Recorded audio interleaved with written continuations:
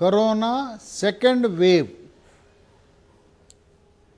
Social మీడియాలో, పత్రికల్లో, టీవీలో, అంతర్జాతీయ వార్తలు అన్ని చోట్ల కూడా సెకండ్ వేవ్. చాలామందికి అనుమానం వస్తుంది, అసలు ఏంటి సెకండ్ వేవ్ అంటే? ఒకసారి కోవిడ్ బారిన పడిన వాళ్ళకు రెండోసారి రావటాన్ని సెకండ్ వేవ్ అంటారా? ఏంటి సెకండ్ వేవ్ అనేది అనుమానం వాళ్ళని పీడిచ్చేస్తూ ఉంది. భయపడుతున్నారు, ఆందోళన చెందుతున్నారు. ఒక్కటి చాలా స్పష్టంగా చెప్తున్నా, ఒక్కసారి కోవిడ్ వచ్చిన వాళ్ళకి రెండోసారి రాదు రాదు రాదు.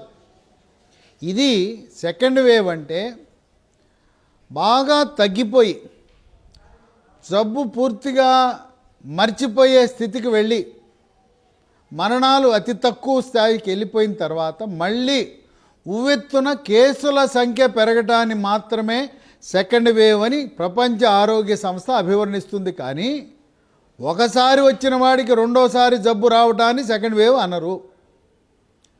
Europe, Britain, Germany, Brazil, France, Czechoslovakia ఈ దేశాలన్నిటిలో కూడా పూర్తిగా నియంత్రణలోకి వచ్చేసింది. సాధారణ జీవితం గడుపుతున్నారు. అక్కడ స్కూళ్ళు, కాలేజీలు, సినిమా హాళ్ళు అన్నీ నడుస్తున్నాయి. వినోదము అన్ని కార్యక్రమాలు నడుస్తూ జబ్బే పోయిందనే తరుణంలో మళ్ళీ ఒక్కసారి ఉవ్వెత్తున సంఖ్య పెరిగింది. బ్రిటన్లో అయితే పోయింది అనుకుని ఉన్న పళంగా రోజుకి 23-24 వేల కేసులు, రోజుకి 1000 మరణాలు. దాంతో బెంబేలెత్తిపోయిన బ్రిటన్ ప్రభుత్వం నెల రోజుల పాటు లాక్డౌన్ విధించారు. ఇది ఇక మనం ఏం పర్వాలేదు అనే పరిస్థితుల్లో బ్రిటన్ దేశం లాక్డౌన్ విధిస్తే పక్కన ఉన్న జర్మనీ కూడా అదే దిశగా పాక్షికంగా లాక్డౌన్ ప్రకటించారు. మరికొన్ని దేశాలు కూడా లాక్డౌన్ ప్రకటించడానికి రంగం సిద్ధం చేసుకున్నాయి.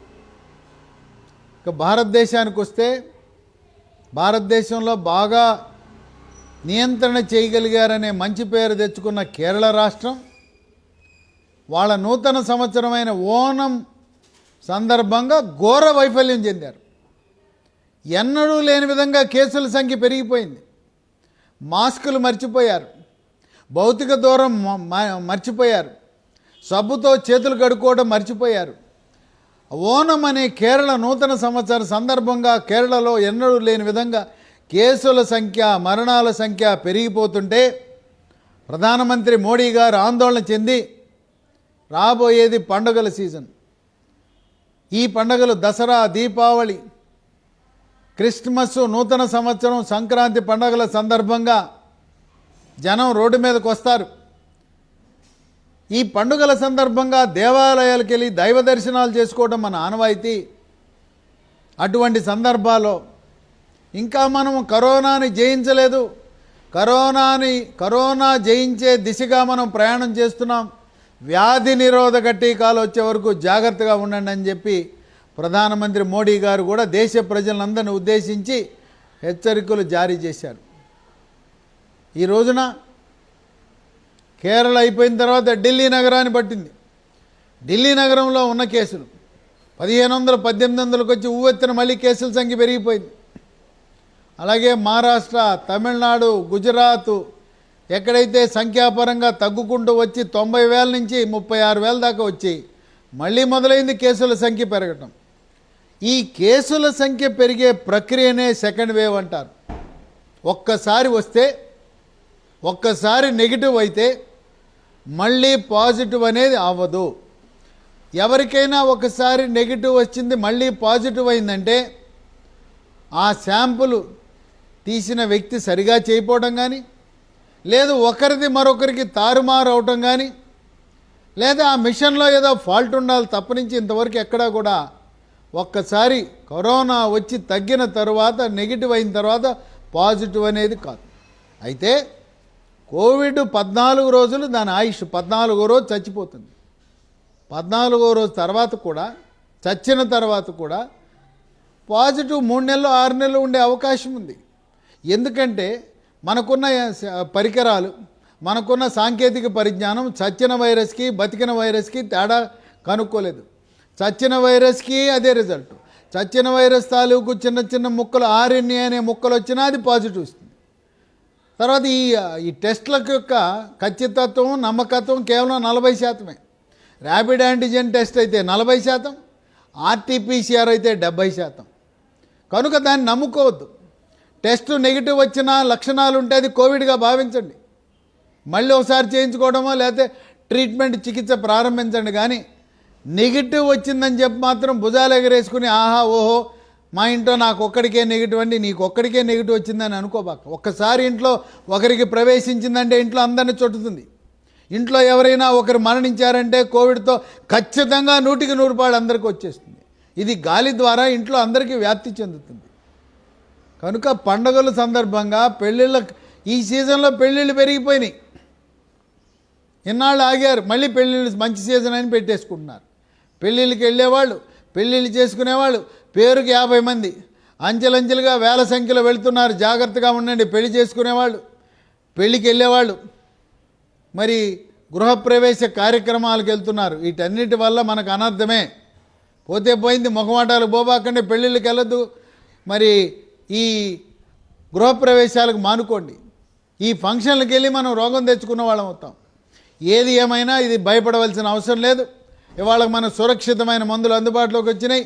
ఎప్పుడైతే స్టెరాయిడ్ మందులు, బ్లడ్ థిన్నర్లు, ఎకోస్ప్రిన్, అలాగే ఊపిరితిత్తులను స్పాంజిలా ఉంచే లంగ్ కండిషనర్, మాంటెక్ లాంటి మందులు వాడకం మొదలుపెట్టిన తరువాత మనకు అసలు మరణం అనేది లేదు.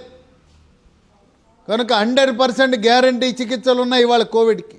ఈ 3 మందులు వాడని వాళ్ళు ఎవరైనా ఉంటే మొదటిసారి కేవలం విటమిన్లు పారాసిటమాల్కి పరిమితమైన వాళ్ళు ఉంటే రెండోసారి మళ్ళీ లక్షణాలు రావచ్చు, జబ్బు రాదు, వైరస్ మళ్ళీ రాదు. మొదటిసారి స్టీరాయిడ్ మందులు, బ్లడ్ థిన్నర్లు, మాంటెక్ లాంటి మందులు ఎవరైతే వాడలేదో వాళ్ళకి మళ్ళీ లక్షణాలు వస్తాయి. ఆ లక్షణాలు ఉన్నవాళ్ళు మందులు వాడితే సరిపోతుంది. ఇవాళ మనకు సురక్షితమైన మందులు ఉన్నాయి. రెండో వేవ్ కాదు, సెకండ్ వేవ్ కాదు, ఏం భయపడవలసిన అవసరం లేదు. మనం భౌతిక దూరం పాటిద్దాం, మాస్క్ ధరిద్దాం, శానిటైజర్ నమ్ముకోకుండా సబ్బుతో ఎప్పటికప్పుడు చేతులు కడుక్కుందాం. సబ్బుతో చేతులు కడుక్కోవడం అనేది చాలా శ్రేష్టం. దానివల్ల వైరస్ మనకు లేకుండా పోతుంది. అలాగే మనం ఒకరింటికి చూపుకి వెళ్ళొద్దు, మనం వేరే వాళ్ళని ఆహ్వానించొద్దు. ఈ కోవిడ్కి టీకాలు జనవరి నెలలో వచ్చే అవకాశం ఉంది కనుక అప్పటి వరకు మీరు ఎవ్వరూ కూడా ఒకరిని ఆహ్వానించొద్దు. ఒకరింటికి మనం భోజనానికి వెళ్ళొద్దు, ఒకరిని మన ఇంటికి ఆహ్వానించొద్దు. మన ఇంట్లో మనం ఉందాం. ఈ పండుగల సీజన్లో దేవాలయానికి వెళ్లకుండా మన దేహంలోనే దేవుడు ఉన్నాడు, మనలోనే దేవుడు ఉన్నాడు కనుక ఇంట్లోనే పూజలు చేసుకుందాం. దేవాలయానికి వెళ్లకుండా ఈ వ్యాధి వ్యాప్తి చెందకుండా మనందరం సహకరిద్దాం. దీని గురించి మీకు ఎప్పుడు ఏమి అనుమానాలు ఉన్నా నా నంబర్ ఇస్తున్నాను, ఫోన్ చేయండి. 9848055806 9848055806. అలాగే టెలికాన్ఫరెన్స్, వీడియో కాన్ఫరెన్స్, టెలిమెడిసిన్ ద్వారా సంప్రదించాలనుకుంటే ఉచితముగా, ఫీజు లేదు. ఫోన్ చేసినందుకు ఫీజు లేదు, వీడియో కాన్ఫరెన్స్కి వచ్చినందుకు ఫీజు లేదు. అది కూడా ఆ యాప్ పేరు కూడా చెప్తున్నాను, Dhanush, DHANUSH, Dhanush, VID, విడ్, MED, మెడ్, ధనుష్ విడ్ మెడ్ అనే యాప్ మన ప్లేస్టోర్లో, ఐఫోన్లో రెండిట్లో కూడా డౌన్లోడ్ చేసుకుని ఎప్పుడైనా నన్ను సంప్రదించవచ్చు. మీకున్న అనుమానాలు నివృత్తి చేయడానికి సిద్ధంగా ఉన్నాను. ఇప్పటివరకు 2000 మంది రోగులకి ఇంటిలోనే చికిత్స చేశాం. ఎవ్వరికీ కూడా హాస్పిటల్లో చేరవలసిన అవసరం లేదు. ఈ వీడియో చూసే సమయానికి మీ ఇంట్లో పల్స్ ఆక్సిమీటర్ లేకపోతే తక్షణమే మందుల షాప్కి అర్జెంటుగా పరిగెత్తుకుంటూ వెళ్ళి పల్స్ ఆక్సిమీటర్ కొనండి. ఆక్సిమీటర్లో 95% దాటి ఆక్సిజన్ ఉంటే ఎవ్వరు కూడా హాస్పిటల్లో చేరొద్దు. గవర్నమెంట్ హాస్పిటల్ వద్దు, ప్రైవేట్ హాస్పిటల్ వద్దు. ఇవాళ ప్రైవేట్ హాస్పిటల్ ఖాళీ అయిపోయినాయి, గవర్నమెంట్ హాస్పిటల్ ఖాళీ అయిపోయినాయి. అందరూ ఇంటికాడే చికిత్స చేసుకున్నారు. తొలి దశలో దివ్య ఔషధాలు, సంజీవన్ లాంటి ఔషధాలు, స్టెరాయిడ్లు, బ్లడ్ థిన్నర్లు, లంగ్ కండిషనర్లు, మాంటెక్ లాంటి మందులు మనకు అందుబాటులోకి వచ్చినాక సురక్షితంగా 100% గ్యారంటీ చికిత్స చేస్తున్న తరుణంలో ఈ second wave social media, print media, electronic మీడియాలో ఎవరు చెప్పినా భయపడదు. రెండవసారి ఉవ్వెత్తున కేసులు పెరిగే ప్రక్రియనే సెకండ్ వేవ్ అంటారు.